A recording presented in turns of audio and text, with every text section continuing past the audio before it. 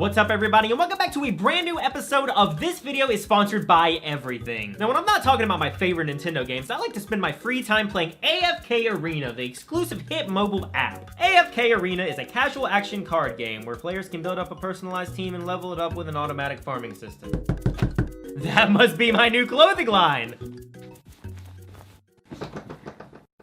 Advertisements are inevitable. No matter where you go or what you do, somebody out there is always going to try to sell you something, and this isn't just a recent thing. Ever since the beginning of time, advertisements have been used as a primary tool for promoting their business or brand and broadening their reach to reach as many people as they can. I mean, how else are you going to get your name out there? You think the Egyptians didn't use this shit? Look, this is a Twitter ad. But with recent years and the rise of the digital age, it's easier now more than ever to start a business, which means it's far more prevalent to see advertisements pop up every 10 seconds. Which of course means video games have to follow suit too. The second you turn on any device, video games or not, dozens of advertisements come up, tempting you to see the latest hot brand on the market. And I don't have much of a problem with this. Sure, it can be annoying, but a developer has to get a product out there somewhere. You want me to buy your Vulpix Build-A-Bear? Okay, I'll buy it. But this has led to a commonly frowned upon issue in the video game industry. And that issue is in-game advertisements. Now, in-game ads are pretty self-explanatory. They're advertisements that are in a game. All right, if you need it, here's a paper, here's a pen. You might want to write that down. And this can range from plenty of different things. Maybe it's your typical logo on the wall. Maybe it consists of changing a character's apparel. And sometimes it takes the form of a full-fledged game. But if there's a real-world logo being shown, 90% of the time it's an in-game ad. And the common misconception seems to be that any form of advertisement in a video game is bad, but I don't think that's nearly the case. Because if it does so in a creative and inconspicuous way that doesn't hinder the player's experience, I think that at times it can make the game even better. But before we begin, I need to talk about a fantastic VPN service that happens to be the sponsor of this week's... we don't have a VPN sponsor for this. What do you mean we don't have a VPN sponsor for this? Well, they reached out and we explained. I don't care about that! How the f*** am I supposed to make any money? Now, by uttering these words, I'm not saying that all video game advertisements are gold mines. I mean, do you really think I'm gonna sit here and promote Metal Gear Solid Peace Walker promoting Mountain Dew? Absolutely not. But I have to admit that there are some clearly bad practices that do plague advertising in video games. I think the most popular one in recent years probably has to be NBA 2K's inclusion of advertisements during their gameplay. In some of the more recent entries of the popular franchise, during pre-game loading screens, advertisements would play which included unskippable advertisements before you start. And this is an excellent example of what not to do in a video game. If I pay $60 for a game, I own the game, which means I can do whatever the hell I want with it. Developers shouldn't be hindering an experience simply because they want to make a quick buck. If you're at the movie theater or buying the movie outright, they don't stop you halfway through the film and say, "We're Old Spice, you f***ing loser." And the most unfortunate part is most of the time it's not even the developer's fault. As we all know, it's the figureheads of a company forcing their employees to do the unnecessary, all for the satisfaction of a cash grab. But if you're in the middle of a video, then it is perfectly acceptable, which means it's a fantastic time to talk about Raycons. Raycons are a fantastic earbud I heard about around 15 seconds ago when I went to check the mail, and this is probably the most exciting thing that's happened to me in the past 60 seconds. I use Raycons almost constantly never to listen to my favorite Persona songs. That's right, 2 shameless plugs and 1 fake advertisement. Just buy this shit already. If you want to learn more, head on over to buyraycon.com/Xalem to see the 404 reasons why I will never get sponsored by any company ever again. So when do advertisements actually do a good job at helping the player? And ironically, 2K and other sports titles are a perfect example. There's a portion of 2K where you can design your own shoe to wear in game. You think Nike didn't gain a couple of fans and have people head on over to the website where you could do literally the exact same thing? Advertising through cosmetics are essentially vital to genres that capture a more realistic aesthetic and feel. This includes games like Tony Hawk, which has its dozens of skateboard brands, PGA Tour with its sponsorships and clothing lines, Guitar Hero, which has professional brands for nearly every instrument in the series, and as a musician, I couldn't appreciate this more. Being able to explore your hobby inside a virtual world while actually utilizing your favorite brands that you prefer in real life, I feel this is always overlooked in modern gaming. Racing games as well are a huge walking advertisement. Do you think Gran Turismo and Forza would be as popular without the giant selection of cars available in the game? No, I couldn't tell you a single type of car in Grand Theft Auto, but if you give me any realistic racing game, I'm gonna start looking for the Mercedes McLaren SLR. I have a lot of fond memories through a lot of games with this car. Now on the opposite end of the spectrum, when you have a Mercedes-Benz and a $60 game that I had to put back money to buy,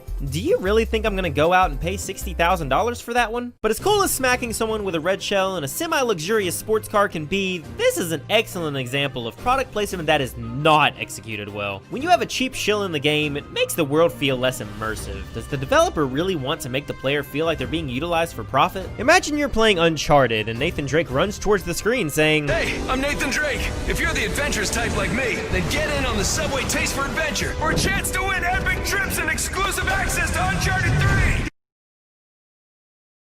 Thankfully, this is just a commercial and not actually in the game. Are you fucking kidding me? If you're gonna do product placement in a game, you have to make it make sense. If you had Diva from Overwatch drinking Mountain Dew and eating Doritos, that's an ongoing joke in the community that would make sense for Blizzard to team up with Pepsi. Now, if you were to put the Burger King mascot as a Fight Night Round 3 character, just hang up your title as a video game developer already. Jesus Christ. One of my favorite examples of product placement in a video game that makes sense is Pikmin 2. Finally, I can mark that off my to-do list. Pikmin is a game which follows the space explorer Olimar on his journey to investigate this strange world that he has unfortunately been stranded on. Along the way, he will find parts in the overworld that can help him to restore his broken ship. Treasures are also scattered throughout the overworld, the first being the Duracell battery. By collecting this, it allows Olimar to comment on the absurdity of what this object is, calling it a courage reactor.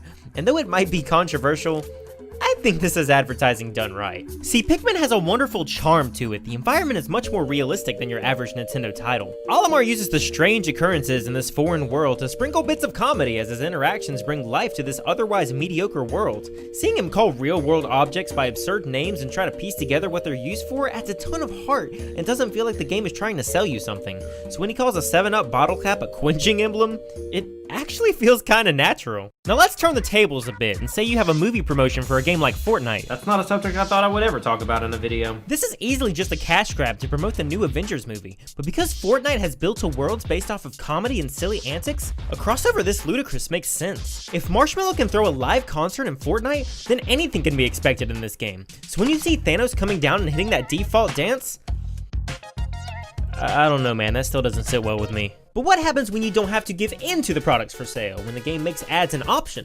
Now this can mean two different things. The first can be mobile games that allow you the option to skip ads or buy out of receiving these ads. You're playing a mobile game and all of a sudden you die and you have to sit through an advertisement. Now this is annoying, no doubt, but seriously, what did I expect? I'm playing Wordscapes. This game's start screen costs more money than Wordscape's entire development. But some games can do this right. Take Sonic the Hedgehog on mobile.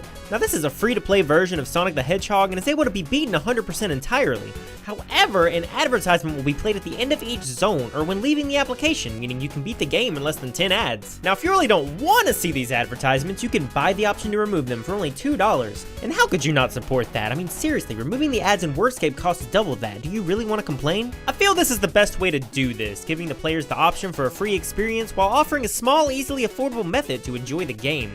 And yeah, the progress stoppers might be a little annoying, but at least I'm still supporting the developers and I have the chance to opt out of it if I choose to do so. Now the second type is when you have additions to the game that are an option. This can be in the form of microtransactions or DLC, where it's not necessary to beat the game, but a nice little addition if you want to pay for it. As long as these aren't a necessity, I don't have a problem with this whatsoever. But as an advertisement, I think we see this most commonly in the form of video game crossovers. Now, would Bandai Namco actually expect me to go out and buy Soul Calibur because it had 2B in it? Of course I would. I'm shameless. It's also the same reason I went out and bought BlazBlue because it has Persona and Ruby characters in it. Video games use other studios to advertise all the time. Sometimes it's in the form of an Easter egg, and sometimes it's a nod to another series developer. But most of the time, you see this in the form of expansions or DLC. Now, this is a really cool way to bring people into your game because they have faith in the other one. Soul Calibur is known for doing this, with other titular characters making their way into the series in the form of a guest fighter. Again, my moral compass is gone at this point. But this is also a primary factor of why Smash has become so popular. Smash has essentially become a walking advertisement for other video game characters.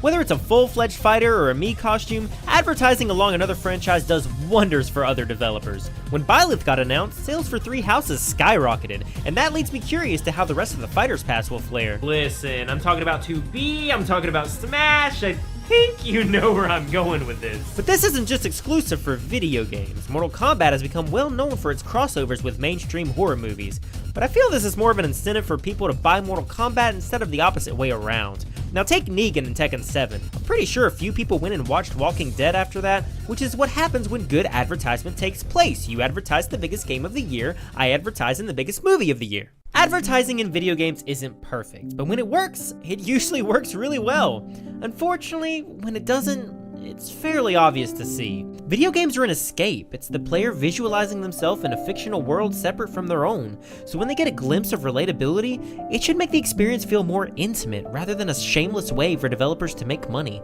Yes, advertisements are gonna keep popping up, and yes, some developers will do underhanded tactics, but you as the player have the biggest voice you've ever had with the internet and are able to immediately let companies know when something rubs you the wrong way. And this works! When 2K21 heard an innumerable amount of backlash, they reverted back and took the advertisements out of their games.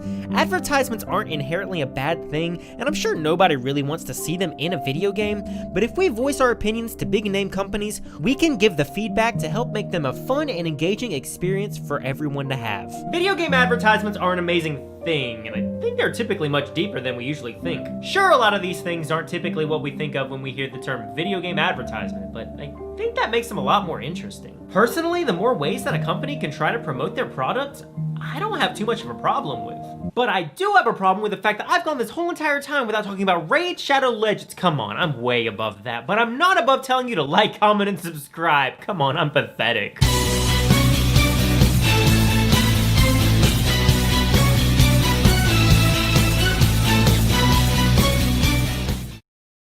But before we begin, I need to talk about this week's sponsor. I almost said the name of an actual Yeah, sponsor. don't actually say the name.